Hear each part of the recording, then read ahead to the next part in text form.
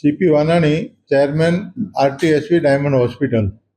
ગઈકાલે ધનતેરસના દિવસે આપણી ડાયમંડ હોસ્પિટલમાં 24 બાળકોનો જન્મ થયો. એમાં 13 દીકરીઓ હતી અને 11 દીકરાઓ હતા. ધનતેરસે દીકરીનો જન્મ થાય એટલે લક્ષ્મીની પધરામણી કહી શકાય. એવા આ હોસ્પિટલમાં એક સાથે 13 દીકરીઓ અને 11 દીકરાનો જન્મ થવાથી આખી હોસ્પિટલના ડૉક્ટરો, ટોટલ સ્ટાફ બધા જ અને દર્દીના જે બહેનો ડિલિવરી થઈ છે એ બહેનોના જે સગાઓ છે એ બધા જ ખુશ છે.